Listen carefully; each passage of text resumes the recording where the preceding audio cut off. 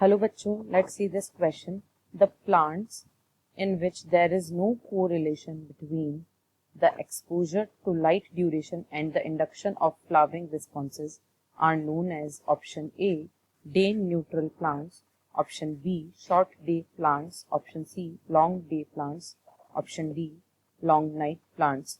So, if we discuss the key concept of this question, it is photo periodism.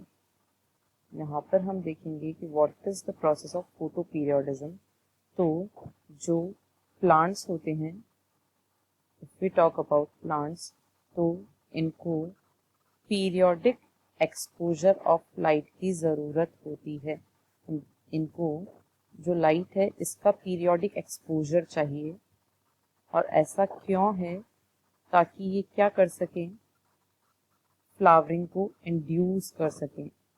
Flowering को induce कर सके, इसके लिए इन्हें एक पीरियोडिक एक्सपोजर ऑफ लाइट चाहिए. और इस लाइट के एक्सपोजर की वजह से ही इनमें क्या होगा, फ्लावरिंग इंड्यूस हो पाएगी. तो इसी को हम फोटो पीरियोडिज्म के नाम से जानते हैं. अब इस लाइट की रिक्वायरमेंट अलग अलग प्लांट्स के लिए अलग अलग होती है.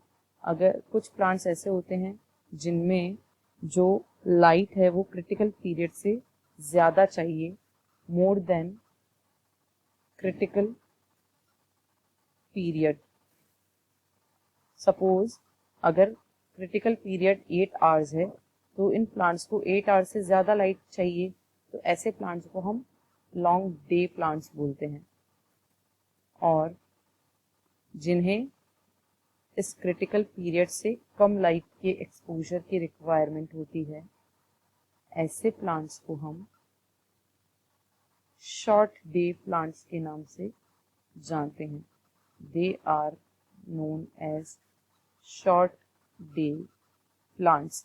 और अगर फ्लावरिंग के इंडक्शन और लाइट के एक्सपोजर, इन दोनों के बीच में, यानी फ्लावरिंग इंड्यूस होना और लाइट, फ्लावरिंग का इंड्यूस होना और लाइट का एक्सपोजर होना, इनमें अगर कोई भी कोरिलेशन नहीं हो, तो ऐसे प्लांट्स को हम डे न्यूट्रल प्लांट्स के नाम से जानते हैं. They are known as day neutral plants.